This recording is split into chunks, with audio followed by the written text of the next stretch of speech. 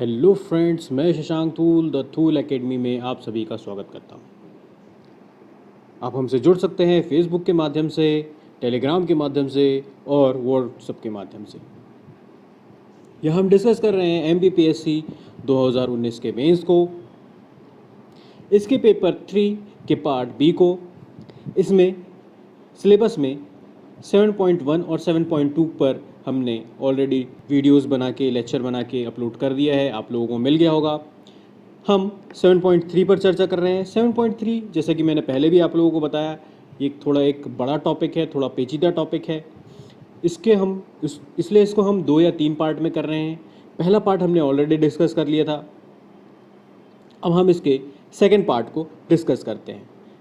तो चलिए आइए शुरू करते हैं। आज का जो पार्ट है, आज इस पार्ट में हम जो डिस्कस करेंगे वो मुद्रा यानी करेंसी के बारे में थोड़ा सा देखेंगे। फिर हम देखेंगे कि हमारी जो बैंकिंग प्रणाली है वो किस तरह से काम करती है। तो इन सब चीज़ों को समझने के लिए हमें पता होना चाहिए कि मुद्रा यानी करेंसी क्या होती है, इसके अलावा इसका क्या काम होता है, बैंक कैसे काम करते हैं। तो इन सारे मुद्दों पर हम चर्चा करेंगे। तो चलिए देखते हैं। सबसे पहले शुरू करते हैं करेंसी। करेंसी का मतलब क्या होता है? करेंसी का जैसे हमने पहले पुराने लेक्चर में भी जैसे मैंने आपको बताया, करेंसी अगर एक सीधे शब्दों में कहा जाए तो विनिमय करने का एक माध्यम का कार्य करती है। विनिमय यानी कि जैसे कि पहले भी अपन ने डिस्कस किया था, आज फिर से बताता हूँ। पुराने ज़माने में क्या होता था, लेन देन वाली प्रथा होती थी। आज भी लोग कहते हैं कि बहुत कुछ पिछड़े इलाके ऐसे हैं जहाँ आज भी पैसा नहीं चलता, वो लेन देन वाली प्रथा चलती है। यानी कि भाई आपके पास चावल है और मेरे पास गेहूँ है, तो आपने मुझे गेहूँ दे दिया, बदले में मैंने आपको चावल दे दिया। ये सिस्टम चलता है, इसको बार्टर सिस्टम कहते हैं इंग्लिश में। फिर उसके बाद और ग्रोथ हुई तो उसकी जगह क्या ले लिया, गोल्ड ने ले लिया, सोने के सिक्के बनने लगे। फिर और आगे बढ़े तो सोने के अलावा और दूसरी धातुओं के सिक्के बनने लगे, जैसे कि पीतल के बनने लगे, तांबे के बनने लगे, चांदी के बनने लगे। फिर और अपन आगे बढ़ते हैं तो उसके बाद पेपर मनी आ गया। पेपर मनी यानी नोट आ गए, ठीक है। उसको आप चेक ले लीजिए, चेक भी एक तरह से क्या है, आपका मनी ही है। उसके बाद अपन बॉन्ड पेपर्स होते हैं, ठीक है। बॉन्ड पेपर आपने देखा होगा, जैसे कि आपने वो देखा होगा, किसान विकास पत्र देखा होगा, FDs वगैरह देखी होगी, फिक्स डिपॉजिट जिसे कहते हैं। तो ये एक तरह के बॉन्ड पेपर हैं, ठीक। फिर और आगे अपन मनी सिस्टम में चलते हैं तो हमने किसको अपना लिया, प्लास्टिक मनी को। प्लास्टिक मनी को यानी हमारा ATM कार्ड हो गया, डेबिट कार्ड हो गए, ठीक है। तो ये सारे क्या है, प्लास्टिक मनी है। फिर और अपन आगे बढ़ते हैं तो फिर इलेक्ट्रॉनिक मनी आ गया। इलेक्ट्रॉनिक मनी यानी आप जैसे भीम ऐप चलाते हैं, पेटीएम ऐप चलाते हैं, गूगल पे चलाते हैं, तो ये क्या है, इलेक्ट्रॉनिक पेमेंट्स। फिर और आगे चलते हैं तो अभी जो सिस्टम चल रहा है, अभी जो चीज़ें चल रही है वो चीज़ किस पे चल रही है, क्रिप्टो करेंसी पे। एक्चुअली क्रिप्टो करेंसी थोड़ा सा कंट्रोवर्सी, थोड़ा सा विवादित चीज़ है, क्योंकि काफ़ी सारे देशों में इसको मान्यता प्राप्त नहीं है अभी भी। और इसको मान्यता देने के लिए अभी कहा जाए तो भारत जैसे कई सारे देश हैं जहाँ पर इनको ट्रेड करना इलीगल है। चलिए आगे बढ़ते हैं। क्रिप्टो करेंसी पे अपन कभी विस्तार से चर्चा करेंगे। तो हमें क्या समझ में आया कि मुद्रा क्या है। मुद्रा एक ऐसी वस्तु है जो विनिमय का माध्यम का कार्य करती है। यानी कि मुझे अगर चावल चाहिए तो चावल के बदले में मैंने मुद्रा दे दी और चावल ले आया। मुझे गेहूँ चाहिए तो मैंने गेहूँ के बदले क्या दे दिया, मुद्रा दे दी और मुझे गेहूँ मिल गया। मुझे मान लीजिए टमाटर खरीदना है तो टमाटर के बदले मैंने क्या दे दिया, मुद्रा दे दी। हम यही करते हैं, हम कुछ भी खरीदने जाते हैं तो उसके बदले में हमें पैसे देने होते हैं, ठीक। तो ये क्या काम करती है, विनिमय का काम करती है। चलिए अब देखते हैं मुद्रा के प्रकारों को थोड़ा सा हम देख लेते हैं कि मुद्रा किस किस प्रकार की होती है। मुद्रा को अगर प्रकारों को देखा जाए तो मुद्रा मुख्य रूप से 2 भागों में बांटी जाती है। जैसे कि पहली होती है वैधानिक मुद्रा और दूसरी होती है साख मुद्रा। साख मुद्रा और वैधानिक मुद्रा की अगर मैं बात करूं तो जिसको हम बोलते हैं लीगल करेंसी। लीगल करेंसी का मतलब ये है कि सरकार या RBI के विधान के तहत वो करेंसी आती है। जैसे कि अगर आप कोई भी नोट उठा लीजिए, अगर आपके जेब में कोई भी नोट रखा हुआ है तो आप उसको उठा लीजिए। उसमें अगर जैसे मान लीजिए आपने 10 रुपये का नोट लिया तो उसमें लिखा होगा, मैं धारक को 10 रुपये अदा करता हूँ या अदा करने के लिए वचनबद्ध हूँ, ऐसा उसमें लिखा होगा। और फिर उसके नीचे किसके साइन होते हैं, गवर्नर के, ठीक है। RBI का जो गवर्नर होता है उसके सिग्नेचर होते हैं। अगर मैं उस पर्टिकुलर नोट की बात करें, अगर हम है तो वो कागज़ का टुकड़ा ही। 100 का नोट ले लेंगे तो वो भी क्या है, एक कागज़ का टुकड़ा ही। अगर आप 2000 का भी नोट ले लेंगे, 2000 का नोट आप ले लीजिए और आप 10 रुपये का नोट ले लीजिए, तो दोनों की वैल्यू में ज़मीन आसमान का फ़र्क है। लेकिन अगर आप उसको पूरा मेल्ट कर लो, गला लो, तो क्या वो 2000 रुपये का कुछ उसमें से निकलेगा? नहीं निकलेगा। लेकिन उस पर जो लिखा है कि ये 2000 है और ये 2000 जो है वो गवर्नर उस पर साइन करके दे रहा है कि मैं, जो धारक है इस नोट का, जो भी मालिक होगा, जिसके पास ये नोट होगा, उसको मैं 2000 देने के लिए वचनबद्ध हूँ। ठीक है। तो ऐसी करेंसी, ऐसी मुद्रा जो सरकार के द्वारा या आरबीआई के द्वारा वैधानिक हो, तो वो क्या कहलाती है? अपनी लीगल करेंसी, यानी कि वैधानिक मुद्रा। अब आते हैं हम साख मुद्रा। साख मुद्रा क्या होता है? इंग्लिश में हम उसको कहते हैं क्रेडिट करेंसी। साख मुद्रा का सबसे अच्छा उदाहरण है आपका चेक। चेक क्या है? एक तरह से क्रेडिट है, एक तरह से क्रेडिट दे रहे हैं। मतलब जैसे कि मैंने आपको एक चेक काट के दे दिया, ठीक। अब आप चेक को जब तक नहीं भुनाएंगे तो उसका देनदार कौन है? मैं हूँ, ठीक है। तो उसके लिए मैं जिम्मेदार कौन हूँ? मैं हूँ, क्योंकि मैंने उस चेक पे साइन किया है। आगे समझ में? तो ये क्या कहलाएगी? आपकी क्रेडिट। इसी तरह से किसी कंपनी का मैं बॉन्ड पेपर ले लेता हूँ। बॉन्ड पेपर समझता है आप लोगों को? बॉन्ड पेपर क्या होता है? एक तरह से कागज़ है एक, या एक कोई लेटर में लिख के कोई कंपनी मुझे दे दे कि भाई आज तुम मेरे पास 1000 रुपये जमा करो और 1 साल बाद में तुमको 1000 पे 500 रुपये ब्याज देंगे, तो कुल मिला के आपको 1500 रुपये मिलेंगे। तो ये इस तरह का पेपर क्या हो गया? एक बॉन्ड पेपर हो गया, ठीक है। तो इस तरह की कोई भी चीज़ें हमें मिलती है तो ये क्या कहलाती है? साख मुद्रा या क्रेडिट मुद्रा। चलिए आगे बढ़ते हैं। हालांकि इतना डिटेल में कोई पूछता नहीं है और ना ही आपके सिलेबस में इतना डिटेल में आएगा कि मुद्रा क्या है, उसके प्रकार क्या है। लेकिन आगे आने वाली जो चीज़ें हैं, जब हम बैंकिंग सेक्टर को समझेंगे, जब हम समझेंगे कि मॉनेटरी पॉलिसी, मौद्रिक नीतियाँ क्या होती है, तो इन सारी चीज़ों को आपको अगर पता नहीं होगा, इनके बारे में जानकारी नहीं होगी, तो इनको समझने में आपको थोड़ी सी दिक्कत होगी। इसलिए हमने इन सारी चीज़ों पर डिस्कशन किया। चलिए आगे बढ़ते हैं। अब हम देखते हैं मुद्रास्फीति। मुद्रास्फीति क्या है?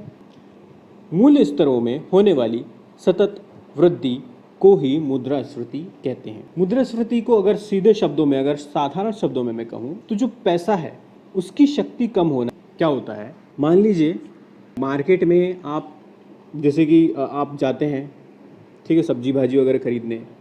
मान लीजिए आज 20 रुपये किलो आलू चल रहा है। आप 1 महीने बाद जाएंगे, वो 20 से 30 रुपये हो जाएगा। अगले महीने जाएंगे 30 से 40 हो जाएगा, और अगले महीने जाएंगे 40 से 50 हो जाएगा। तो इस हिसाब से जो मूल्य में वृद्धि हो रही है, तो ये क्या है?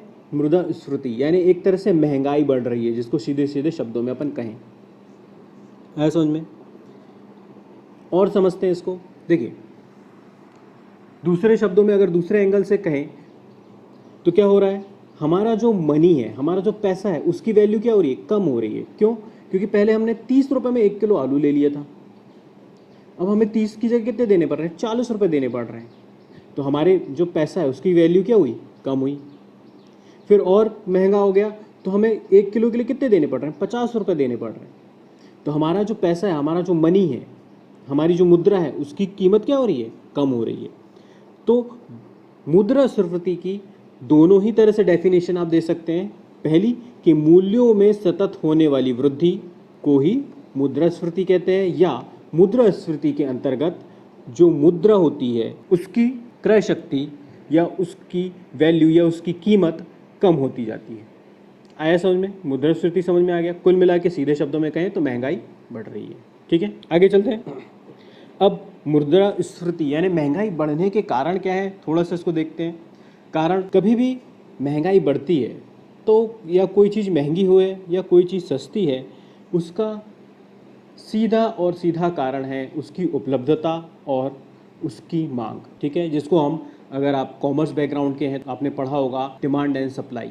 डिमांड एंड सप्लाई की अगर मैं बात करूं, डिमांड एंड सप्लाई की अगर मैं बात करूं तो आपने देखा होगा जैसे कि किसी चीज़ की डिमांड बहुत ज़्यादा है, जैसे मान लें आईफोन की डिमांड कितनी है, बहुत ज़्यादा है। हर व्यक्ति चाहता है कि यार मेरे पास आईफोन होना चाहिए। और कंपनी क्या कर रही है, कंपनी चाहे तो बहुत सारे आईफोन बना बना के बेच सकती है, लेकिन वो क्या करती है, लिमिटेड एडिशन बना रही है, लिमिटेड एडिशन बना रही है। क्यों? ताकि उसकी डिमांड बनी रहे। डिमांड बनी रहेगी तो उसकी वैल्यू क्या हो जाएगी, ज़्यादा हो जाएगी। भाई सोना, सोना इतना महंगा क्यों है? क्यों? क्योंकि हर जगह नहीं मिलता। हीरा, हीरा इतना महंगा क्यों है? क्योंकि वो हर जगह नहीं मिलता, बहुत रेयर मिलता है, बहुत कठिनाई से मिलता है। सब जगह सोना अगर ऐसे निकलने लगे, कोयला के जैसे सोना निकलने लगे, ठीक है, या जिस तरह से हमारा रेत मिट्टी है, हर जगह सब आप बस रेत मिट्टी लो और उसमें से सोना निकाल लो, अगर इतना सरल होता तो सोने के वैल्यू क्या इतनी में होती? वो लोहे के जैसा हो जाता? नहीं होता। तो कुल मिला के कहानी क्या है, डिमांड एंड सप्लाई वाली, यानी कि आपके पास उतनी डिमांड होनी चाहिए, ठीक है, मतलब उस प्रोडक्ट की डिमांड है और उसकी सप्लाई कम है। जैसे कि हम देखते हैं और छोटे से उदाहरण से देखें, भाई सब्जी भाजी कोई भी चीज़ महंगी हो जाती है, भाई प्याज महंगी हो जाती है, 100 रुपये किलो तक पहुंच जाती है प्याज। क्यों? क्योंकि मार्केट में प्याज नहीं है और डिमांड कैसी है, हर आदमी को प्याज चाहिए। भाई बिना प्याज के वो खाना नहीं बना सकता, सब्जियां नहीं बन सकती। अगर हम भारतीय खानों की बात करें, लगभग हर खाने में आपको प्याज चाहिए, तो आपको वो रोज़ चाहिए, रोज़ वाली चीज़ है, रोज़ की हमारी नीड है और उसकी सप्लाई कैसी है, कम है, तो उसके वैल्यू, उसकी जो कीमत है वो क्या हो रही है, बढ़ रही है। फिर आपने देखा होगा कि 2 रुपये 3 रुपये किलो तक प्याज बिकने लगती है। फिर क्यों? क्योंकि मार्केट में खूब सप्लाई हो गई, बहुत सारे प्याज हो गए, हर किसान प्याज ही उगा रहा है, मार्केट में काफ़ी सारा माल आ गया, तो क्या हुआ, उसकी डिमांड कम हो गई या उसकी सप्लाई बहुत ज़्यादा बढ़ गई, तो इस वजह से उसकी दाम क्या हो गए, कम हो गए। तो यही डिमांड एंड सप्लाई जो है, यही आपको महंगाई को घटाते हैं और महंगाई को बढ़ाते हैं। आ गया दोनों कारण समझ में? ठीक है, चलिए आगे बढ़ते हैं। फिर एक चीज़ और है, वो है मुद्रा अवस्फीति या मुद्रा संकुचन, जिसको कहते हैं डिफ्लेशन।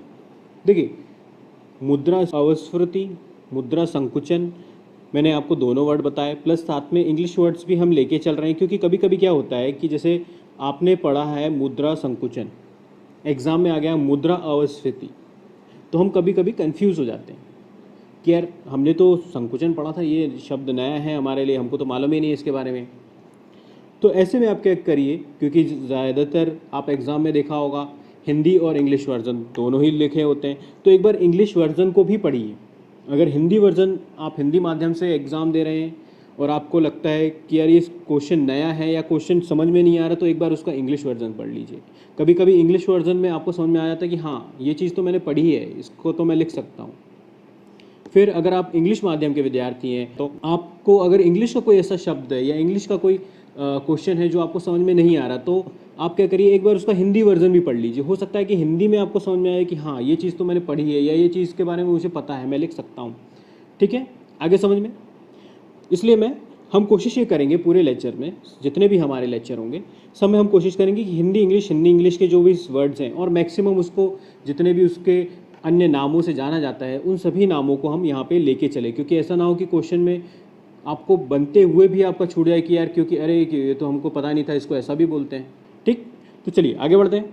तो ये है मुद्रा अवस्फीति। मुद्रा अवस्फीति की अगर मैं बात करूँ तो मुद्रास्फीति यानी महंगाई का ये जस्ट क्या है, आपका अपोजिट। अर्थात इसमें क्या हो रही है, इसमें सतत जो मूल्य है उसमें सतत कमी आ रही है, यानी महंगाई कम हो रही है। ये मुद्रास्फीति का विक्रय हो गया, विपरीत हो गया। मूल्य क्या हो रहे हैं, सतत कम हो रहे हैं, यानी कि मुद्रा की जो क्रय शक्ति है, यानी कि परचेसिंग पावर, किसकी, मुद्रा की या करेंसी की जो परचेसिंग पावर है, खरीदने की शक्ति बढ़ रही है। फॉर एग्जाम्पल, आज 100 रुपये किलो प्याज है, आपको 1 किलो प्याज के लिए कितना देना पड़ रहा है, 100 रुपये।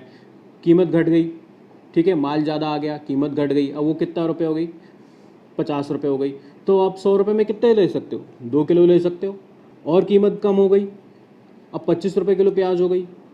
अब आप लेके 100 रुपये घर से निकले तो आप कितने ले सकते हो, 4 किलो ले सकते हो। ठीक है, तो आपकी जो मनी की वैल्यू है, परचेसिंग जो पावर है, आपकी जो क्रय शक्ति है, वो क्या हो रही है, वो बढ़ रही है, यानी कि महंगाई कम हो रही है। तो ये क्या कहलाएगा, आपका मुद्रा संकुचन।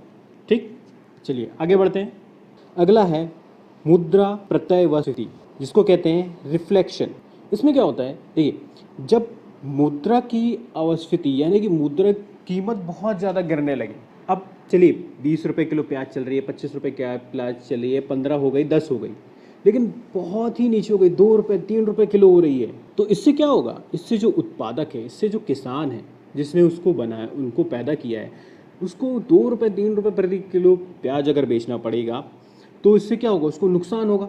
इस तरह के जब किसी भी पर्टिकुलर चीज़ की कीमत बहुत ज़्यादा नीचे गिर जाती है, या किसी भी जिसको कहें कि बहुत ही मतलब उत्पादन की लागत ही ना मिल पाए, उत्पादक को उसकी लागत ही ना मिल पाए, इतने निचले स्तर पे अगर प्रोडक्ट की जो कीमत है, उत्पादन की जो दाम है, वो बहुत ही निचले स्तर पे पहुंच जाए, तो सरकार क्या करती है? जब सरकार मार्केट से पैसा खींचती है, ठीक है, इसको हम कहते हैं मुद्रा का निर्गमन करना, ठीक है।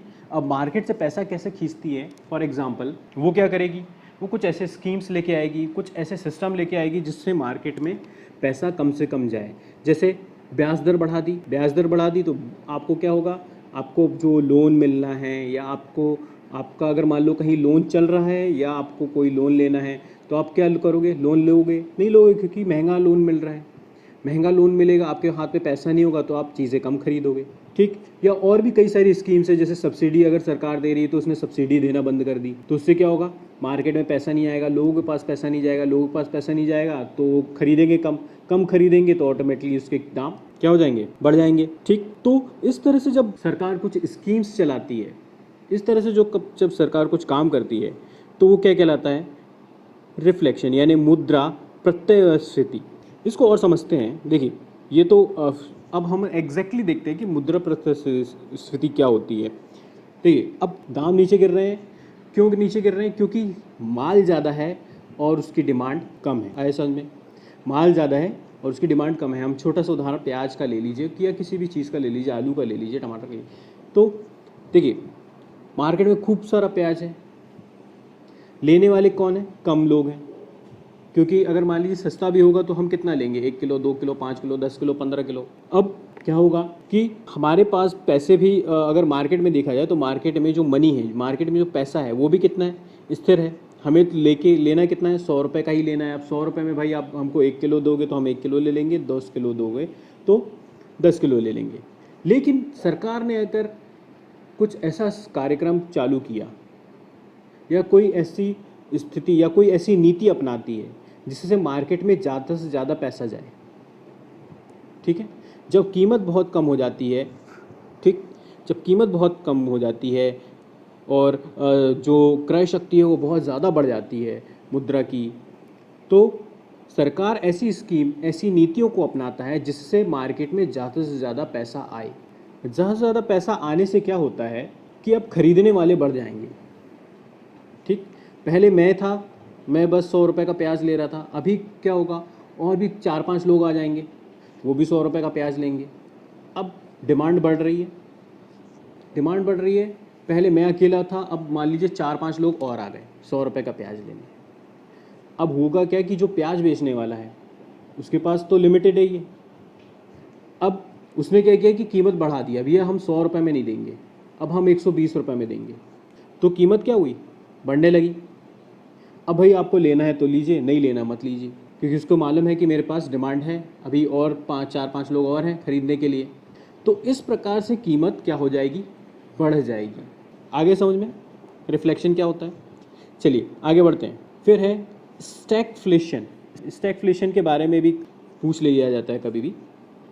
स्टैगफ्लेशन कुछ नहीं है, मुद्रास्फीति, यानी कि आपकी महंगाई तेज़ी से बढ़ रही है, उसी के पैरेलल, उसी के साथ साथ आपकी जो बेरोज़गारी दर है वो भी उच्च स्तर से बढ़ रही है। तो जब ऐसी स्थिति बनती है तो उसको हम कहते हैं स्टैगफ्लेशन। जनरली जो होता है, जब ऐसी स्थिति बनती है, वो फिर क्या होता है, जो अर्थशास्त्री होते हैं तो वो क्या गणनाएं और ग्राफ व्राफ बना के वो सब चीज़ दिखाते हैं, अपना काम का नहीं है, इसको सिर्फ समझने की चीज़ है। तो जनरली जब ये पूरी ऐसी स्थिति बनती है, जब ये दोनों हाई रेंज पे बढ़ते हैं, दोनों उच्च स्थिति पे बढ़ते हैं, तो ये चीज़ दिखाती है कि पर्टिकुलर उस देश में या पर्टिकुलर उस राज्य में जो गरीबी है या एक आर्थिक अस्थिरता है वो कितनी है, कितना वो क्षेत्र आर्थिक रूप से अस्थिर है, ठीक है। आगे समझ में? चलिए आगे बढ़ते हैं। चलिए अब हम देखते हैं मुद्रा का अवमूल्यन, डिवैल्यूएशन ऑफ करेंसी। ठीक है, ये एक क्वेश्चन पूछा जा चुका है, मुद्रा का अवमूल्यन अगर कि इसकी मैं बात करूँ तो ये शायद 2014 के मेंस में आया था। डिवैल्यूएशन में क्या होता है, जब कोई सरकार या कोई प्रशासनिक तंत्र अंतर्राष्ट्रीय स्तर पर या विदेशी मुद्रा की तुलना पर अपनी मुद्रा की कीमत कम कर देती है तो उसे हम क्या कहते हैं, डिवैल्यूएशन, यानी मुद्रा का अवमूल्यन। यानी कि सिंपली अगर लॉजिकली अगर देखें, जैसे कि हमने एक समय था 1947 या 1900 मतलब भारत जब आज़ाद हुआ था उस समय की अगर हम बात की जाए तो जो एक अमेरिकन डॉलर था वो 1 रुपये के बराबर था। फिर आगे जाके कुछ परिस्थितियाँ ऐसी बनी कि हमारी सरकार को उसको डिवैल्यूएट करना पड़ा, अवमूल्यन करना पड़ा मुद्रा का, तो हमने $1 को 16 रुपये के बराबर कर दिया था। फिर धीरे धीरे धीरे करके चल के फिर वो सारी चीज़ें मार्केट और वो सब अर्थशास्त्र के हिसाब से मार्केट पे छोड़ दी गई, तो फिर वो ऑटोमेटिकली डिवैल्यूएट होते होते होते आज की डेट में शायद 70 या 75 रुपये $1 के बराबर है।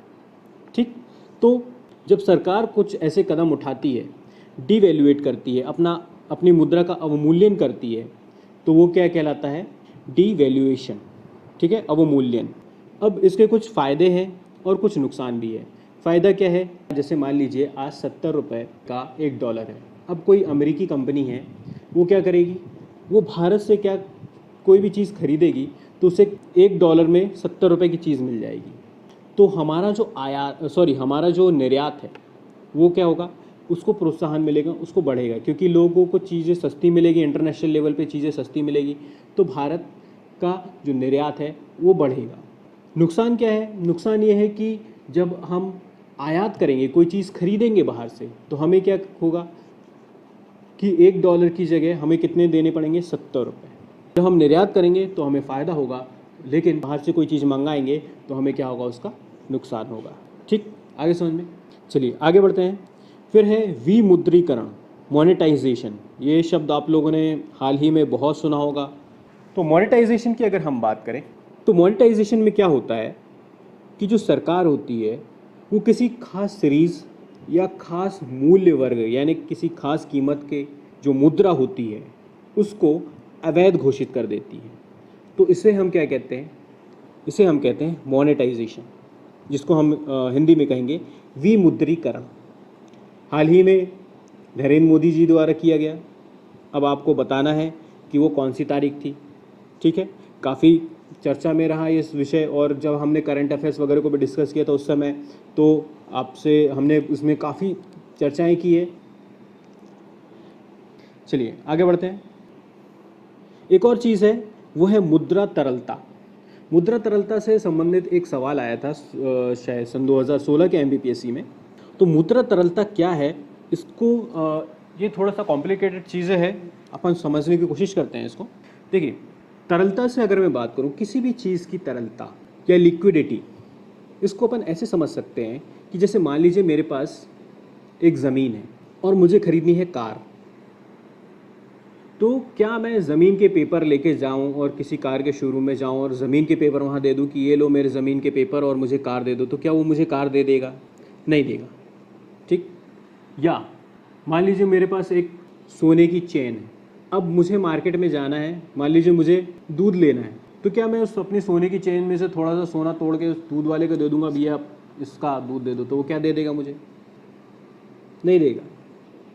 लेकिन मेरे पास जो ज़मीन है या जो मेरे पास सोने की चेन है, उसको मैं क्या करूं, बेच दूं, उसके बदले में मैंने पैसे ले लिए। अब मेरे पास क्या आ गई, करेंसी यानी मुद्रा। अब उस मुद्रा से मैं चाहूँ तो कार भी खरीद सकता हूँ और चाहूँ तो दूध भी खरीद सकता हूँ। तो कौन ज़्यादा तरल है, कौन ज़्यादा ईजीली है? ज़मीन ईजी है, सोना ईजी है कि करेंसी ईजी है? किससे लेना ईजी है? जाहिर सी बात है, मुद्रा यानी करेंसी से लेना ईजी है। तो तरलता किसकी ज़्यादा हुई? तरलता ज़्यादा हुई हमारी मुद्रा की।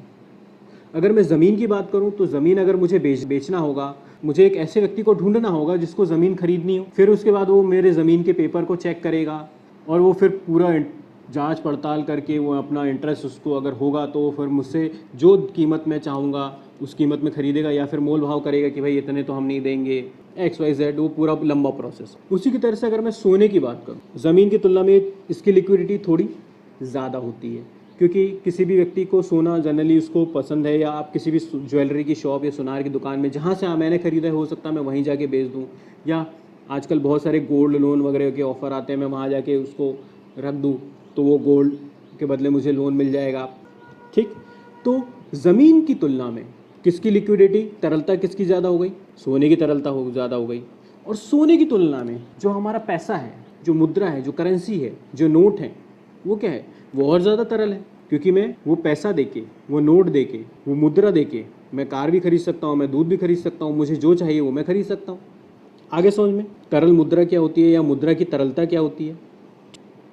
बड़े बड़े अर्थशास्त्री प्रोफेसर्स वगैरह ने हैं, उन्होंने अपने अपने हिसाब से इसको परिभाषित किया है। एक अर्थशास्त्री है किन्स, उनके हिसाब से हम देखते हैं, उन्होंने कहा है कि नगद मुद्रा की मांग को तरलता की वजह से पसंद किया जाता है। यानी कि नगद मुद्रा जो कैश है, हम सारा काम कैश में करना क्यों पसंद करते हैं? क्योंकि वो लिक्विड है। इसीलिए जो नगद मुद्रा है उसको उसकी तरलता की वजह से पसंद किया जाता है। उसके बाद फिर उन्होंने कहा है कि विभिन्न रूपों में सबसे तरल है ये नगद। फिर उसी प्रकार से अगर नगद कैश को हम देखें, नगद मुद्रा है, इसको ही किन्स ने तरल मुद्रा के नाम से संबोधित किया है। ठीक, आगे जाके अपन को और सारी चीज़ें इसके बारे में पढ़ने को मिलेगी, तो इसके बारे में हम थोड़ा सा और डिस्कस करेंगे। चलिए आगे बढ़ते हैं। अब एक चीज़ है मुद्रा की आपूर्ति, मनी सप्लाई। ये थोड़ा सा कॉम्प्लिकेटेड है, थोड़ा सा समझने वाली चीज़ है, और थोड़ा सा अगर हम देखें तो अर्थशास्त्र में थोड़े से इक्वेशंस बेस्ड है, थोड़ा सा इसमें गणित है, लेकिन हम बिल्कुल थ्योरी पे ध्यान देंगे, इक्वेशंस पे हमें जाना नहीं है, क्योंकि डिटेल्स में अपन को पढ़ना नहीं है, सिर्फ समझना है। क्योंकि आने वाले समय में जब हम बड़ी बड़ी चीज़ें पढ़ेंगे, जैसे अब जब आरबीआई के को पढ़ेंगे, आरबीआई कैसे काम करता है, बैंकिंग सेक्टर कैसे काम करता है, तो उनको समझने में ये हमारी सहायता करेगा। तो चलिए देखते हैं हम मुद्रा आपूर्ति यानी मनी सप्लाई। मुद्रा आपूर्ति के विभिन्न रूप हैं, जैसे आरक्षित मुद्रा, संचित मुद्रा, संकीर्ण मुद्रा, व्यापक धन। ये सब मुद्रा आपूर्ति के रूप हैं। इसमें संचित मुद्रा जो है, जिसे हम आरक्षित धन कहते हैं, ये सबसे महत्वपूर्ण है। कुल मिला के अगर मैं आपको बहुत ही सीधे सीधे शब्दों में कहूँ तो हमारे यहाँ नोट और करेंसी ये सब कौन छाप रहा है? आरबीआई। इतना आप लोगों को पता है, ठीक है। नोट छपते हैं, कौन छापता है? आरबीआई छापता है। तो सीधे सीधे और साफ साफ शब्दों में अगर हम इसे समझें तो आरबीआई को कितने नोट छापने हैं, या उसने कितने नोट छापे हुए हैं जो मार्केट में चल रहे हैं, बाज़ार में चल रहे हैं, सबके पास है, किसी के जेब में है, किसी ने बैंक में जमा करके रखे हैं, ठीक है, किसी ने कुछ खरीद रहा है उससे, कोई उस समय उससे कुछ ले रहा है। तो ये सारी चीज़ें क्या है, ये जो मुद्रा है सब मार्केट में घूम रही है इस समय, वो क्या हुई? मुद्रा की आपूर्ति यानी मनी का सप्लाई। इसके अलावा आरबीआई को और कितने नोट छापने पड़ेंगे या और कितने नोट छापना चाहिए, ठीक है, इन सारी चीज़ों को कैलकुलेशन करने के लिए ये मुद्रा सप्लाई या मुद्रा आपूर्ति और मनी सप्लाई के बारे में वो कैलकुलेशन करते हैं। ठीक, अपन थोड़ा थोड़ा उसको देखते हैं कैलकुलेशन में, और उसके डीप में हम नहीं जाएंगे, फॉर्मूले वगैरह पे नहीं जाएंगे, थोड़ा थोड़ा समझने की कोशिश करेंगे। जैसा कि कहा कि जो आरक्षित धन यानी या संचित मुद्रा है, ये सबसे इम्पॉर्टेंट है।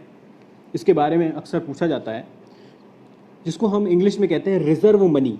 रिज़र्व मनी जो है, जब इसका फॉर्मूला और वो सब लिखे जाते हैं, अगर आप मैथ साइंस बैकग्राउंड वाले होंगे या आपने 10th तक मैथ्स में देखा होगा, तो हम चीज़ों को डिनोट करते हैं, इसको एफ से दर्शाया जाता है, इसको एम से दर्शाया जाता है। साइंस में हम पढ़ेंगे कि बल है, बल को एफ से दर्शाया जाता है, वर्क कार्य को हम डब्ल्यू से दर्शाते हैं। तो इसी तरह से जो ये इनकी जो कैलकुलेशन होती है या इनका जो ये फॉर्मूला होता है, इसमें जो आरक्षित मुद्रा है, जो संचित मुद्रा है, इन लोग इसको दर्शाते हैं किससे? M0 से, M0 से, जैसा यहाँ लिखा हुआ है।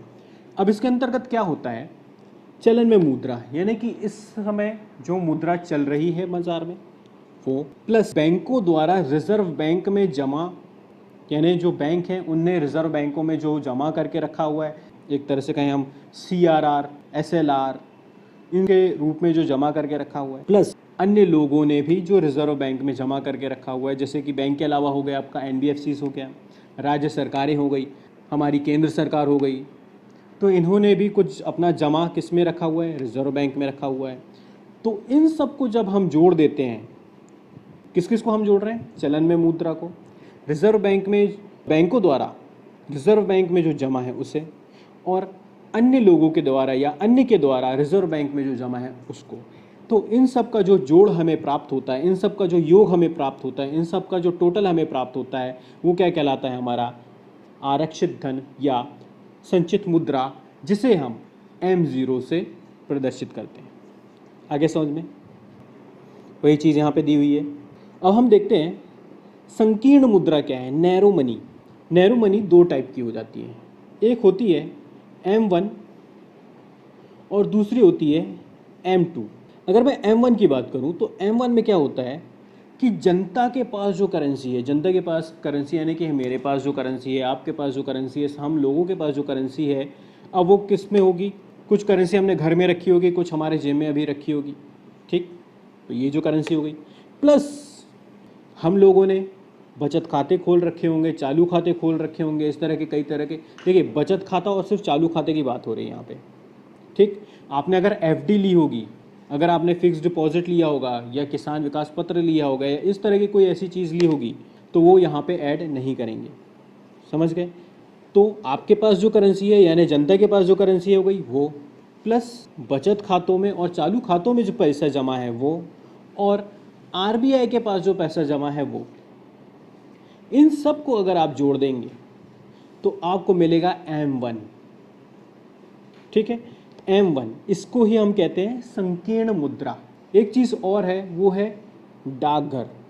डाकघर में भी हम खाते खोलते हैं, डाकघरों में भी हम फिक्स डिपॉजिट लेते हैं, वहाँ पे भी बचत खाते होते हैं, जमा खाते होते हैं और चालू खाते होते हैं। अगर मैं डाकघरों के जमा खाते, डाकघरों के बचत खाते, इनको भी जोड़ दूँ इसमें, तो मुझे मिलेगा M2। ये भी संकीर्ण मुद्रा या नैरो मनी है। यही चीज़ यहाँ पे दी हुई है, नैरो मनी और उसके बारे में। अब हम चलते हैं व्यापक मनी, व्यापक धन, जिसको हम कहते हैं ब्रॉड मनी। इसमें भी दो प्रकार हैं, M3 और M4। M3 और M4 की अगर मैं बात करूं तो ये बड़ा साधारण सा है। M0 हमने देखा था, M0 में क्या होता है? M0 में था क्या? हमारे बचत खाते, RBI के पास बैंकों द्वारा जमा राशि और RBI के द्वारा जो बैंक में अन्यों के द्वारा जो जमा राशि थी वो आती है। तो ये सारी चीज़ें प्लस हमारा M1 यानी हमारे जेब में यानी जनता के पास जो पैसा है वो, चालू खाते बचत खाते में जो पैसा है वो, उन सबको अगर हम जोड़ देते हैं तो ये हमें क्या मिलेगा? हमें मिलेगा हमारा M3 यानी कि व्यापक धन यानी कि ब्रॉड मनी। अब इन ही चीज़ों में, इन सारी चीज़ों में हम सारी चीज़ें जोड़ दें, M1 जोड़ दें, M2 जोड़ दें, M3 भी जोड़ दें, और उसके बाद जो हमारा जो अपना ये है अगर मैं M2 की बात करूँ तो M2 में क्या आ जाएगा? सारी बचत खाते और ये सारे के साथ साथ जो डाकघर में जमा बचत है, ठीक है, वो भी आ जाएगा। प्लस साथ में मैं इसमें जो डाकघर में जो डिपॉजिट है, फिक्स डिपॉजिट वाला, फिक्स डिपॉजिट हम लेते हैं, ठीक है, FD करवाते हैं। FD में क्या होता है? FD में हमने पैसा दिया, एक टाइम पीरियड के लिए होती है कि भाई 5 साल के बाद ही आप पैसा निकालोगे, 10 साल के बाद ही आप पैसा निकालोगे, या 1 साल के बाद ही पैसा निकालोगे। तो ये क्या है? Fix deposit. तो ऐसे फिक्स डिपॉजिट जो डाकघर में हैं, उनको भी अगर मैं इसमें ऐड कर दूं तो मुझे प्राप्त होगा मेरा M4। ये भी क्या है? व्यापक धन यानी कि ब्रॉड मनी। आगे समझ में? थोड़ा सा कॉम्प्लिकेटेड है, इसी लेक्चर को 1 या 2 बार और थोड़ा सा सुनोगे, इसके डेफिनेशन जो यहाँ लिखी हुई है इसको थोड़ा सा पढ़ोगे, ऑटोमेटिकली सारी चीज़ें दिमाग में बैठ जाएगी। यहाँ तक समझ में आ गया? अब अपन देखते हैं थोड़ा सा हमारे बैंकिंग सेक्टर को, कि बैंकिंग सेक्टर क्या है, बैंकिंग सेक्टर कैसे काम करते हैं, और बैंकिंग सेक्टर के अंतर्गत हमें किस तरह की चीज़ सवाल आते हैं, उस पर हम देखते हैं। देखिए, बैंक क्या होता है, बैंक कैसे काम करते हैं, उसको हम देखते हैं। मुद्रा हमने समझ ली। अब ये जो हमारे पास मुद्रा है, हमारे जो पास पैसा है, हमारे पास जो करेंसी है या हमारे पास जो बचत है, उसको हम क्या करते हैं? जनरली पुराने ज़माने में क्या होता था, जो भी पैसा होता था हम उसको क्या करते थे? घर में लोग छुपा के रखते थे, कुछ लोग खेतों में गाड़ दिया करते थे अपने गहने या महंगी चीज़ों को या पैसों को। फिर आया बैंकिंग सिस्टम।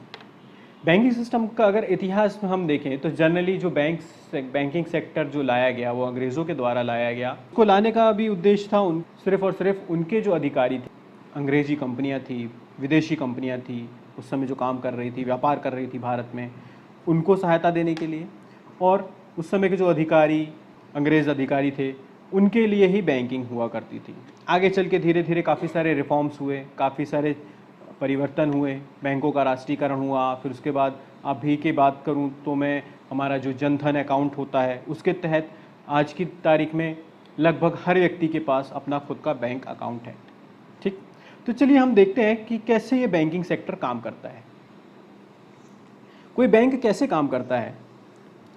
क्या होता है कि मेरे और आपके जैसे लोग, हमारी जो बचत होती है उसको कहाँ जमा करते हैं? बैंकों में जमा करते हैं। जो बचत होती है वो हम दो तरह से जमा करते हैं, या तो चालू खाते में या फिर फिक्स्ड डिपॉजिट वाला सिस्टम।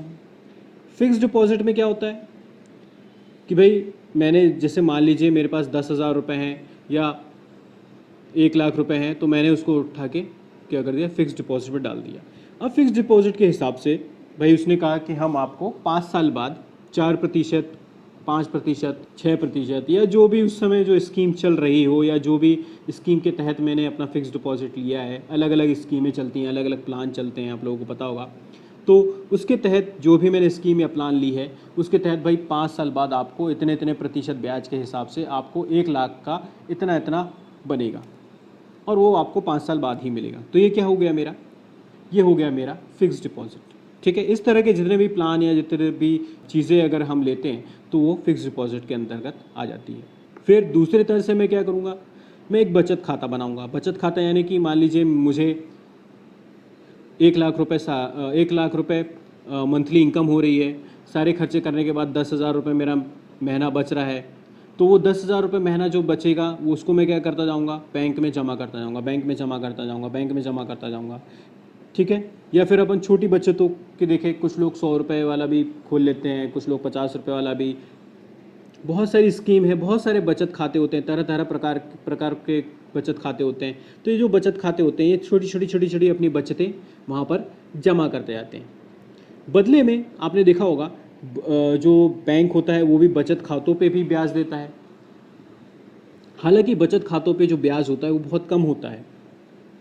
ठीक, 1%, 2%, और जो आपने वो कोटक महिंद्रा बैंक की ऐड देखा होगा तो मैक्सिमम 6% वो देता है। तो ये जो पैसा अब बैंक के पास आया, अब ये क्या करता है, इस पैसे को जो हमसे उसने बचत खाते के रूप में प्राप्त किया है, जो उसने फिक्स्ड डिपॉजिट के रूप में प्राप्त किया है, इसको क्या करेगा, इसको आगे देगा। अब एक तरह से यही पैसा बैंक हमको लोन पे भी देता है। मान लीजिए मुझे कार लोन लेना है, मुझे घर के लिए लोन लेना है, या मुझे कोई बिज़नेस करने के लिए बिज़नेस लोन लेना है, तो इस तरह के लोन लेने के लिए मैं क्या करूँगा, इन्हीं बैंकों के पास जाऊँगा। अब ये जो बैंक है इसके पास पैसा कहाँ से आ रहा है, जनता से आ रहा है। हम और आप जैसे लोग क्या कर रहे हैं, जो फिक्स्ड डिपॉजिट, बचत और ये सब करके पैसा ला रहे हैं, ये बैंक के पास आ रहा है, और फिर हम ही लोन लेने जाते हैं।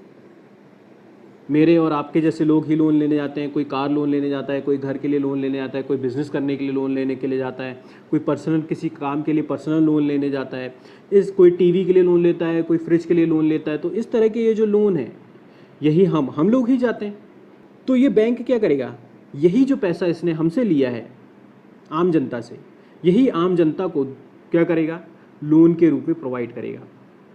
अब होता ये है कि जो बचत खाते पे, जो फिक्स्ड डिपॉजिट पे वो जो हमको जो ब्याज देता है 2%, 3%, 5%, जैसा मैंने बताया मैक्सिमम 6% जो है, लेकिन जब हम लोन लेने जाते हैं तो हमको कैसा मिलता है, 13%, 14%, 8%, 10%।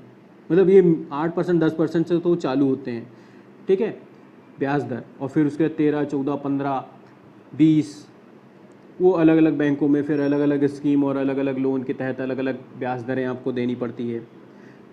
तो ये जो ब्याज से उसने पैसा कमा लिया, ये जो मार्जिन उसने निकाल लिया, यही मार्जिन इस बैंक की कमाई होती है। आगे समझ में, ठीक। अब हमने पैसा लिया, हमने ब्याज पे लोन ले लिया, ठीक, लोन ले लिया तो उसकी किस्तें हैं, ब्याज सहित अपन ने वापस बैंक को किया। अब उससे जो बैंक रहेगा, बैंक को जो भी लाभ हुआ वो अपना लाभ रख के फिर वही पैसा हमको क्या करेगा, हमारा जब फिक्स डिपॉजिट क्लियर हो जाएगा या हमको जब ब्याज देना होगा तो उससे वही पैसा वो हमको रिटर्न कर देगा। आगे समझ में बैंक कैसे काम करता है। ठीक, अब इस तरह के कई सारे बैंक हैं जो इस तरह के काम कर रहे हो, जमा स्वीकार करते हों, ऋण देते हों, उधार देते हों। ठीक है, तो ये सारे काम करने वाले बैंकों को हम क्या कहते हैं? वाणिज्यिक बैंक, कमर्शियल बैंक। अब इन सारे बैंकों के ऊपर सारे बैंक कैसे काम करेंगे, कैसे काम नहीं करेंगे, इन सारे बैंकों के ऊपर भाई हमने किसको बिठा दिया? आरबीआई को। तो इन सारे बैंक, ये सारे बैंक कैसे काम करेंगे, कौन किससे जमा लेंगे, किससे नहीं लेंगे, या किस ब्याज दर पर वो लोन देंगे, किस ब्याज दर से ज़्यादा वो लोन नहीं ले सकते, क्या लोन की प्रोसेस होगी, जमा की क्या प्रोसेस होगी। कल को कोई व्यक्ति आता है, बोलता है मैंने आपके पास जो अपना पैसा जमा किया है मुझे अभी चाहिए वापस, तो उस स्थिति में क्या होगा? तो ये सारा चीज़, मतलब सारा कंट्रोलिंग, यानी बैंकों का बैंक कौन कहलाएगा? आरबीआई। ठीक है, इसको भी हम अगले लेक्चर में जब आरबीआई के बारे में पूरा डिटेल में डिस्कस करेंगे कि आरबीआई क्या कैसे काम करता है और कैसे ये अपने निचले बैंकों पर कंट्रोल करता है। तो ये था हमारा बैंकिंग सिस्टम। अब हम देखते हैं बैंकिंग सेक्टर की अगर आप बात करें, चाहे आप पीएससी की तैयारी कर रहे हो या आप पर्टिकुलर किसी बैंकिंग की सेक्टर की तैयारी कर रहे हो और आपको सीआरआर और एसएलआर नहीं पता, तो थोड़ी सी गलत बात हो जाएगी। तो इसको भी अपन थोड़ा सा देख लेते हैं, सीआरआर और एसएलआर। सीआरआर का फुल फॉर्म क्या होता है? ये होता है cash reserve ratio. Cash reserve ratio की अगर मैं बात करूँ तो होता क्या है कि जैसे मैंने बताया, मेरे और आपके जैसे लोग क्या करते हैं? मेरे और आपके जैसे लोग बैंक में जाके पैसा जमा कर, अब कि मान लीजिए अचानक मुझे लगा कि नहीं यार ये बैंक तो यार डूब जाएगा या कि ये बैंक कल को बंद हो जाएगा। जैसे कि अभी आपने न्यूज़ों में हाल ही में देखा होगा, यस बैंक के बारे में आपने न्यूज़ में देखा होगा, और एक और था महाराष्ट्र पंजाब कोऑपरेटिव बैंक करके, ठीक है, महाराष्ट्र शायद में था। उसमें काफ़ी सारे लोगों का पैसा बचत खाता उनने अपना जमा करके रखा था, लेकिन अब हुआ क्या कि उस बैंक के अंदर फ्रॉड हो गया, तो आरबीआई ने उस बैंक को सील कर दिया और अब कहा कि भाई कोई भी व्यक्ति उस बैंक से 6 महीने में 10,000 से ज़्यादा नहीं निकाल सकता। अब सोचिए उनकी स्थिति क्या हुई होगी जो उस बैंक के खाता धारक होंगे। भाई पैसा उनका जमा उनने किया, मेहनत से कमा के वहाँ पे अपना पैसा जमा किया। तो ऐसी कंडीशन से लड़ने के लिए कि कोई बैंक ऐसा ना करे कि यार सबसे पैसा ले ले, हाँ हाँ जमा करो, बचत खाते में जमा करो, फिक्स डिपॉजिट पर जमा करो, और उसके बाद अचानक वो गायब हो जाए, या पैसा लेके बोले कि नहीं हम तो हमारे पास तो बचा नहीं है पैसा, या जो आप बोलो कि भाई हमारा पैसा वापस करो तो आज आना, कल आना, परसों आना, ऐसी स्थिति ना हो। तो इसके लिए ये सीआरआर और एसएलआर जैसे सिस्टम बनाए गए। इसकी मैं बात करूँ तो सीआरआर का मतलब क्या होता है? ये होता है cash reserve ratio. Cash reserve ratio का मतलब ये होता है कि एक तरह से ये जो हमारा बैंक रश होता है, बैंक रश का मतलब कि अचानक किसी को पता चल जाए या सबको पता चल जाए कि यार ये बैंक डूबने वाला है या बैंक ये तो बस ख़त्म ही होने वाला है, तो सब लोग लाइन लगा के खड़े ना हो जाए कि बस हमारा पैसा वापस करो, हमारा पैसा वापस करो। तो ऐसी स्थिति से बचने के लिए आरबीआई के निर्देशों के अनुसार ये कहा गया है कि कोई भी बैंक जो होगा उसको अपने डिपॉजिट का 4% कैश रिजर्व रेशियो में रखना होगा। यानी कि मान लीजिए आज उसके पास पूरे बैंक में आज किसी बैंक की में या किसी बैंक की एक ब्रांच में मान लीजिए सभी जो खाता धारक हैं या जितने भी उसके यहाँ पे कस्टमर हैं सबने मिला के आज 1,000 रुपये जमा किए, तो उस 1,000 रुपये में से वो क्या करेगा? 1,000 रुपये में से 960 रुपये जो है वो अपने पास रखेगा, और 40 रुपये यानी कि उस 1,000 रुपये का 4% कहाँ दे देगा? वो आरबीआई को दे देगा। ठीक है, आरबीआई उसको सिक्योरिटी के तौर पे अपने पास रखेगा। अब ये गणना कैसी होती है? क्योंकि हर रोज़ कस्टमर आते हैं, कोई निकालता है, कोई डिपॉजिट करने जाता है, तो हर 15 दिन के अंदर ये टोटल निकालते हैं कि भाई हर 15 दिन के अंदर, जिसको हम फोर्टनाइट कहते हैं, तो हर 15 दिन के अंदर बैंक क्या करता है? कैलकुलेशन करता है कि भाई उसके पास कितना पैसा आया। मान लीजिए 15 दिन के अंदर उसके पास 1,000 रुपये जमा हुए, तो 1,000 रुपये उसके पास अगर डिपॉजिट जमा होता है तो उसमें से 960 रुपये वो अपने पास रखेगा, बाकी 40 रुपये सिक्योरिटी के तौर पे किसके पास रखेगा? आरबीआई के पास रखेगा। आगे समझ में? ये क्या हो गया आपका? सीआरआर। ठीक है, सीआरआर पहले और ज़्यादा हुआ करता था। अगर पुराने समय की बात करें, जब बैंकिंग सेक्टर में अगर हम देखेंगे, जब हम आरबीआई की बात करेंगे तो आरबीआई कैसे उदार हुआ और कैसे नियंत्रक से एक सहायक के रूप में वो परिवर्तित हुआ। जब इस सारे मुद्दों पे हम चर्चा करेंगे तो हम देखेंगे कि सीआरआर जो थी वो पहले और ज़्यादा थी, फिर सीआरआर को कम किया गया, क्योंकि अगर बैंक के पास पैसा ही नहीं होगा, बैंक के हाथ में पैसा ही नहीं होगा, तो आगे लोन कैसे देगा? अगर वो लोन नहीं देगा लोगों को तो उससे मुनाफा नहीं होगा, मुनाफा नहीं होगा तो फिर बैंक क्या हो जाएगा? बैंक बैंक की स्थिति खराब हो जाएगी, ठीक है, बैंक बंद होने की स्थिति में आ जाएगा। इसीलिए जो CRR है इसको कम किया जाता है। CRR और SLR, ठीक है, बैंक रेट, ये सारी चीज़ें किसके हाथ में होती है? RBI के हाथ में होती है। और इससे वो कैसे बैंकों को नियंत्रित करता है ये आगे चल के अपन डिस्कस करेंगे। चलिए आगे बढ़ते हैं, हम बात करते हैं SLR पे। SLR की अगर मैं बात करूँ तो ये भी CRR की तरह है।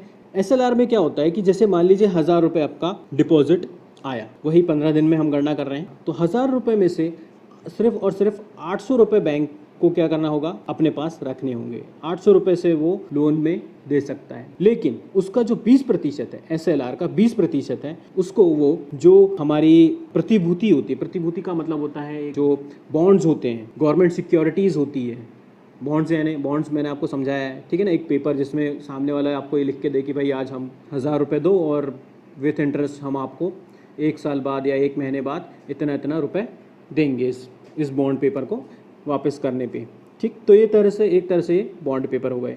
फिर उसके बाद सरकारी बॉन्ड्स होते हैं, सरकार को भी जब पैसे की ज़रूरत होती है तो वो भी क्या करती है, एक बॉन्ड पेपर निकालती है कि भाई आज आप हमारे साथ इतना इतना इन्वेस्टमेंट करो या हमको इतना इतना पैसा दो, 1 साल बाद हम आपको इतना इतना लौटा देंगे, ठीक। ये हो गया। और फिर उसके बाद हो गया गोल्ड। तो इन सब के रूप में ये जो 200 रुपये हैं, 800 रुपये बैंक के पास आया, सॉरी माफ़ कीजिएगा, 1000 रुपये बैंक के पास आया, 800 रुपये उसने अपने पास रखे, और बाकी के जो 200 रुपये हैं, इन 200 रुपये से उसने बॉन्ड खरीद लिए।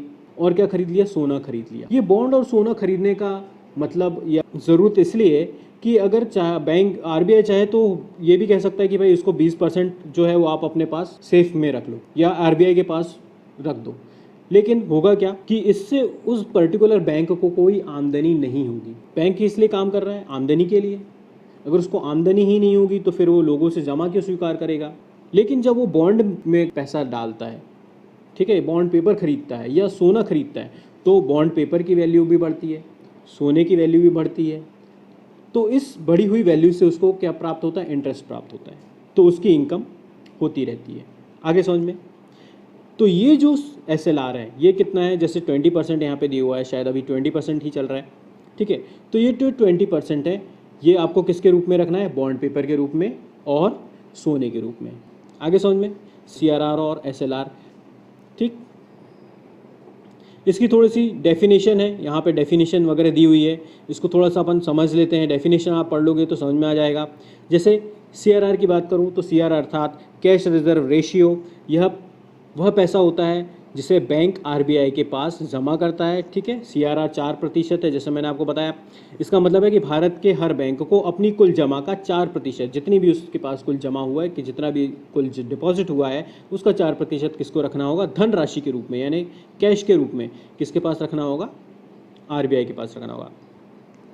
उसी तरह SLR की बात करूँ तो स्टैच्यूरी लिक्विडिटी रेशियो यानी वैधानिक तरलता अनुपात इसको कहते हैं। इसकी बात करें तो प्रत्येक बैंक को अपनी जमा राशि का कुछ अनुपात, यानी कि जो भी अनुपात RBI डिसाइड करेगा, 20%, 25%, 21%, 22%, जो भी वो डिसाइड करेगा, वो केंद्रीय बैंक या राज्य सरकार की प्रतिभूति यानी बॉन्ड्स के रूप में निवेश करना होगा। तो सोने के रूप में भी वो कर सकता है। इसको ही हम SLR कहते हैं, ठीक। चलिए आगे बढ़ते हैं। अब हम देखते हैं, जिससे मैंने आपको बताया वाणिज्य बैंक यानी कि कमर्शियल बैंक, यानी जो व्यापार करने वाले सारे बैंक हैं इनको व्यापारिक बैंक भी कहा जाता है। अगर इसकी मैं बात करूं तो ये 2 तरह के होते हैं। एक होते हैं, आपने सुना होगा, scheduled bank and non scheduled bank.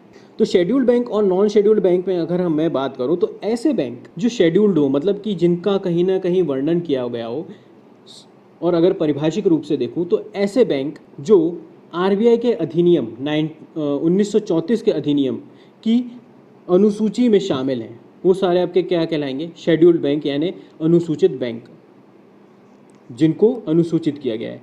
इसके अलावा जो बाकी जो इतने बैंक बच गए वो आपके क्या कहलाएंगे? Non scheduled bank. आगे समझ में?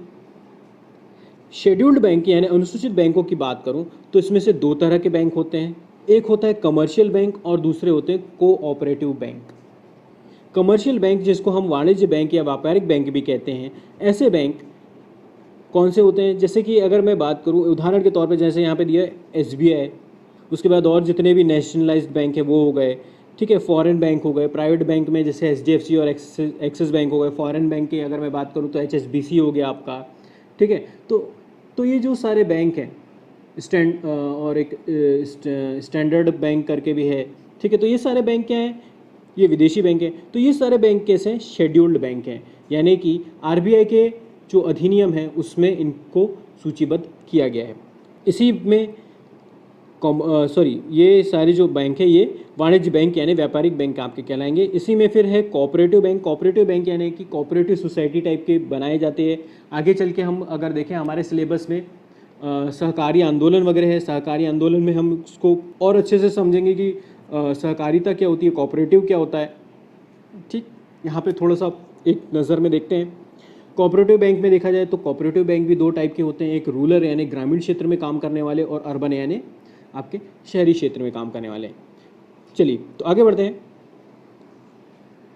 वाणिज्य बैंकों को की अगर परिभाषा के तौर पे देखा जाए तो ऐसे बैंक जो साख सृजन का कार्य करते हैं तथा विभिन्न प्रकार के खाते खोलते हैं, खाते खोलकर जनता से जमा स्वीकार करते हैं और उसके आधार पर ऋण का वितरण करते हैं। जैसे मैंने बैंकिंग सेक्टर में आपको बताया कि बैंक किस तरह से काम करता है, ठीक है।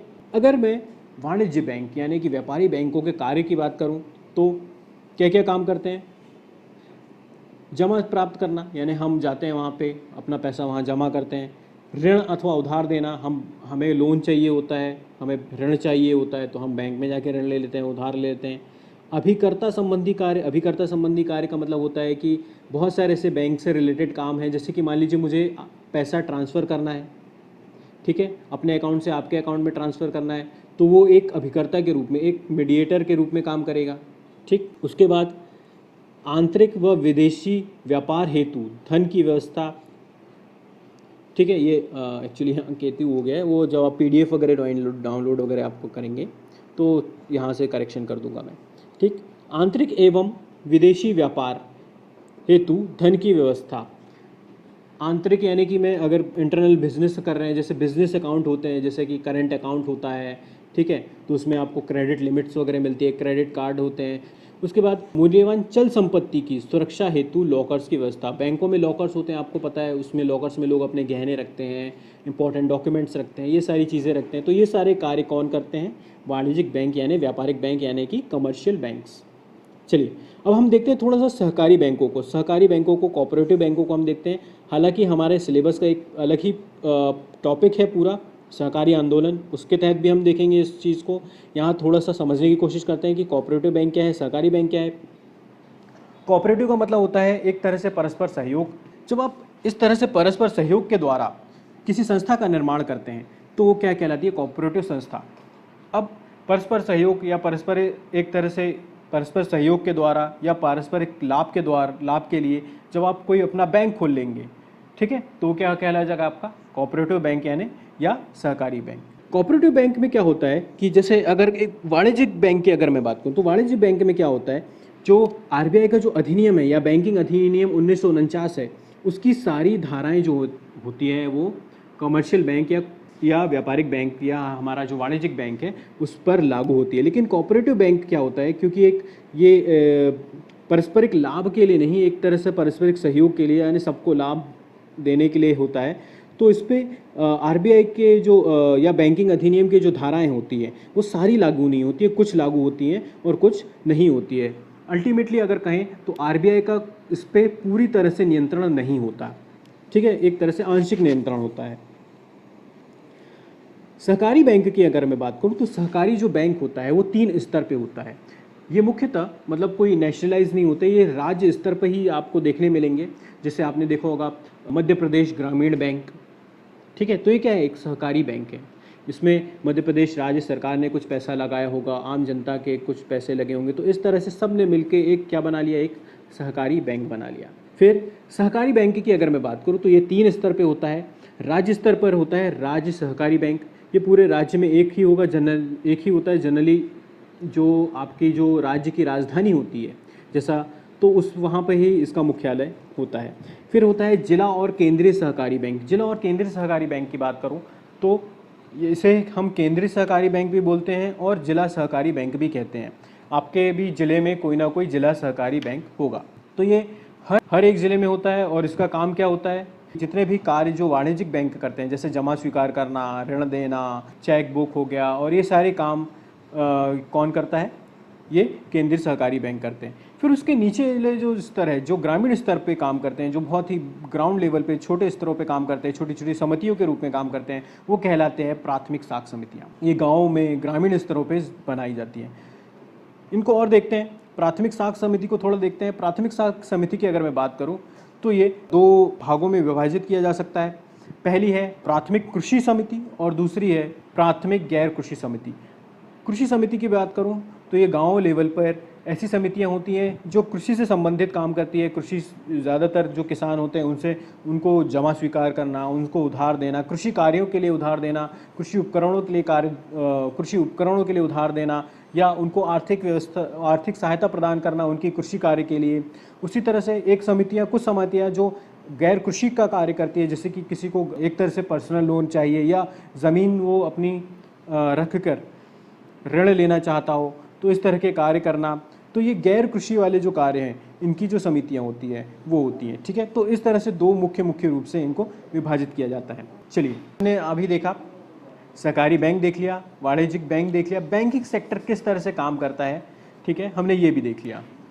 अब एक सवाल है कि भारत के या भारतीय अर्थव्यवस्था में या भारतीय अर्थव्यवस्था के विकास में बैंकों का जो महत्वपूर्ण योगदान क्या रहा है या क्या महत्व रहा है भारतीय अर्थव्यवस्था में बैंकिंग क्षेत्र का। अगर मैं आज के समाज की बात करूं या वर्तमान की बात करूं तो आज का जो समाज है उसकी जो आर्थिक गतिविधियां हैं, बैंक इन आर्थिक गतिविधियों की एक तरह से आधारशिला है। बैंकिंग कार्यों की बात करें तो सबसे पहला ये है कि जो बैंक होते हैं वो हमारी जो बचत होती है उसको उत्पादन कार्यों में प्रयोग करता है। बैंक पूंजी के या मुद्रा के हस्तांतरण का कार्य करता है। बैंक मुद्रा प्रणाली में लोच या लचीलेपन को बनाए रखता है, यानी कि मुझे अगर मुद्रा को एक जगह से दूसरी जगह ले जाना हो, या मुझे आपको पैसा ट्रांसफ़र करना हो, या मुझे अपने पैसे को कहीं सुरक्षित रखना हो, तो बैंक इसके लिए सबसे अच्छा माध्यम है। इसके बाद बैंकिंग आदत को बढ़ावा देने में भी बैंकिंग सेक्टर जो है, बैंकिंग प्रणालियाँ हैं, उन्होंने काफ़ी योगदान दिया है।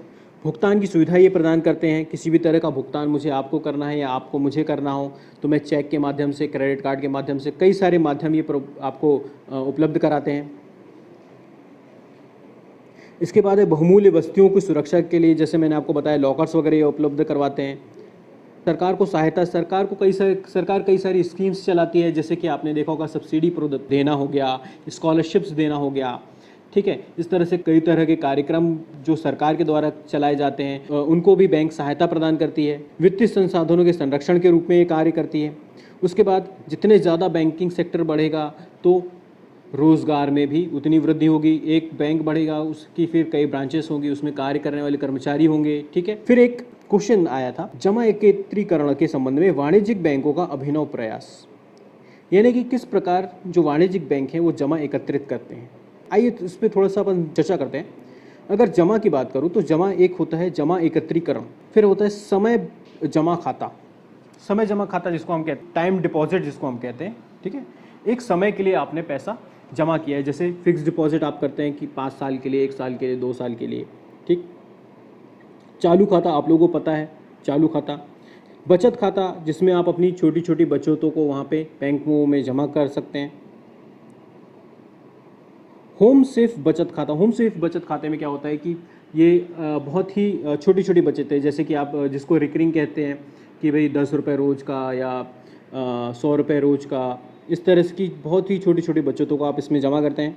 आवर्ती जमा खाता वही होता है कि आपका जो टाइम डिपॉजिट होता है कि भाई इतने समय में आपको इतना पैसा देते जाएंगे या इतने समय से एक आप पैसा उसमें निकाल सकते हैं, तो एक समय निर्धारित होता है। खुदरा बैंकिंग यानी रिटेल बैंकिंग क्या है, ये भी एक सवाल एक बार पूछा गया था। देखिए, वाणिज्यिक बैंक जितने भी कार्य करते हैं, वाणिज्यिक बैंक यानी कमर्शियल बैंक जो होते हैं, ठीक है, ये जो भी कार्य करते हैं ये सारे खुदरा बैंकिंग के अंतर्गत आता है। और अगर बात की जाए रिटेल फाइनेंसिंग क्या होती है, तो जितने भी चीज़ें फाइनेंसिंग के अंतर्गत छोटी वाली होती है, जैसे जो हमारे एक आम आदमी के लिए जो लोन दिए जाते हैं बिजनेस पर्पस को छोड़कर, ठीक है, तो ये सारे आपके रिटेल फाइनेंसिंग के अंतर्गत आते हैं। अपन देखते हैं खुदरा बैंकिंग की अगर मैं बात करूँ तो ये क्या है, ये आपको एक तो आपसे जमा स्वीकार कर रहे हैं, आपको पूरी बैंकिंग सुविधाएं दे रहे हैं, जैसे कि आप इसमें कई तरह के खाते खोल सकते हैं, फिक्स डिपॉजिट से लेकर बचत खाते तक खोल सकते हैं। उसके बाद ये आपको क्या दे रहे हैं, लॉकर की सुविधा दे रहे हैं। उसके अलावा इन बैंकिंग क्षेत्रों के द्वारा आपको क्या प्रदान किया जा रहा है, छोटे व्यापारिक लोन, घर हेतु लोन, वाहन हेतु लोन, फर्नीचर हेतु लोन। इसमें क्रेडिट कार्ड भी आपका शामिल हो जाता है, जैसे कि क्रेडिट कार्ड से क्योंकि आप कुछ परचेस कर सकते हैं, मोबाइल परचेस कर सकते हैं, या आप कहीं कपड़े खरीदने जाते हैं तो वो परचेस कर सकते हैं, या आप अपनी कहीं होटल या रेस्टोरेंट्स में जाते हैं तो वो आप वहाँ से आप खाना परचेस कर सकते हैं, खाना खरीद सकते हैं अपने लिए। तो ये सारी चीज़ें भी आपके किसके अंतर्गत आ जाती है, पूरी खुदरा बैंकिंग यानी रिटेल बैंकिंग के तहत आ जाती है। अब अलग अलग सेक्टर के लिए अलग अलग बैंक्स हैं। हालांकि जो कमर्शियल बैंक होते हैं वो उनके काम लगभग एक जैसे ही होते हैं, लेकिन अलग अलग बैंक जो होते हैं वो अलग अलग सेक्टर के लिए में एक थोड़े से स्पेशलाइज्ड होते हैं, थोड़ा से विशेषज्ञता या फिर उस पर्टिकुलर सेक्टर पे थोड़ा ज़्यादा ध्यान देते हैं। जैसे कि कुछ सेक्टर ऐसे होते हैं जो होम फाइनेंस यानी कि घर फाइनेंस पर ज़्यादा ध्यान देते हैं। कुछ आपने ऐसे फाइनेंस कंपनियां देखी होंगी या कुछ ऐसे बैंक देखे होंगे जो गाड़ी फाइनेंस या व्हीकल फाइनेंस पर ज़्यादा ध्यान देते हैं। ठीक है, उसी तरह से कुछ फाइनेंस कंपनियां या कुछ बैंक अपने ऐसे देखे होंगे जो व्यापारिक लोन, इंडस्ट्रियल लोन या बड़े बड़े व्यापारियों को लोन देने पर ज़्यादा ध्यान देते हैं। तो इस प्रकार भी बैंकों को वो किस क्षेत्र में ज़्यादा ध्यान दे रहे हैं या किस क्षेत्र में ज़्यादा काम कर रहे हैं उसके हिसाब से भी अलग अलग विभाजित किया जाता है। जैसे कि अगर देखा जाए गृह वित्त क्षेत्र में कार्यरत अभिकरण यानी कि हाउसिंग फाइनेंस सेक्टर की अगर मैं बात करूं तो HDFC यानी कि उसका फुल फॉर्म ही है हाउसिंग डेवलपमेंट फाइनेंस कॉरपोरेशन। तो ये इसका पूरा ध्यान मतलब ज़्यादातर काम क्या है, हाउसिंग फाइनेंस में काम करना। अब कोई बोले कि यहाँ पे सिर्फ हाउसिंग फाइनेंस होती है, क्या मैं वहाँ बैंक अकाउंट नहीं खोल सकता? बिल्कुल आप खोल सकते हैं। क्या वहाँ मुझे चेक इशू नहीं होगा? बिल्कुल होगा। उसके बाद हाउसिंग फाइनेंस को लेकर गृह क्षेत्र के निर्माणों को लेके या घर के लिए लोन को लेने के लिए SBI ना एक अलग ब्रांच या एक तरह से एक अपना संस्थान खोल लिया है, उसको हम बोलते हैं भारतीय स्टेट बैंक गृह वित्त, SBI होम फाइनेंस। उसके बाद आपने नाम सुना होगा HUDCO यानी कि housing and urban development corporation.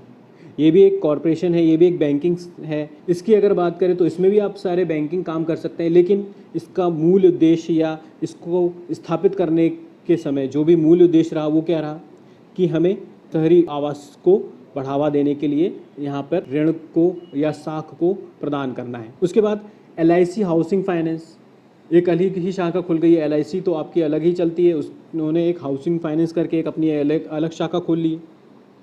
उसके बाद उसी के अलावा अगर मैं बात करूं ICICI home finance company limited, ये भी किस में काम कर रही है, होम फाइनेंस के लिए, ठीक है ना, आवास ऋण के लिए।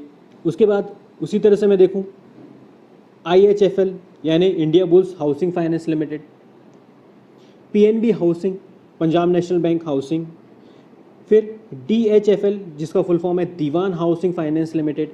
तो ये जो संस्थानें हैं, ये जो ऐसे संस्थानें हैं जो किसके लिए काम कर रहे हैं, आवास के लिए। इसी तरह से कुछ ऐसे होंगे जो वाहनों के लिए काम करते होंगे, कुछ ऐसे होंगे जो औद्योगिक विकास पर, ये बड़े बड़े उद्योगों को बस फाइनेंस करते होंगे। तो इस तरह के जो अलग अलग सेक्टर हैं, अलग अलग जो बैंकिंग सेक्टर है, अलग अलग जो फाइनेंस हैं, फाइनेंस कंपनियां हैं या अलग अलग जो बैंक हैं, ये अलग अलग फाइनेंसिंग सेक्टर पर अलग अलग तरह से काम करते हैं। ठीक है, चलिए आगे बढ़ते हैं। अब एक योजना आई थी, वो थी अग्रिम बैंक योजना। अग्रिम बैंक योजना के बारे में हम देखते हैं।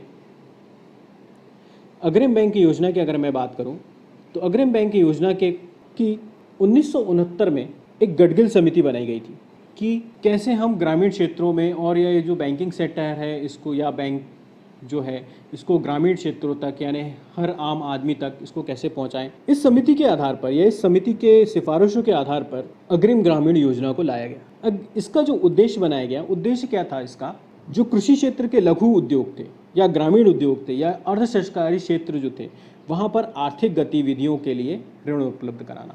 इसमें क्या किया जाता था कि किसी एक पर्टिकुलर बैंक, चाहे वो सार्वजनिक क्षेत्र का हो या निजी क्षेत्र का हो, उसको एक ज़िला आवंटित कर दिया जाता था कि भाई इस पर्टिकुलर ज़िले में तुम काम करोगे।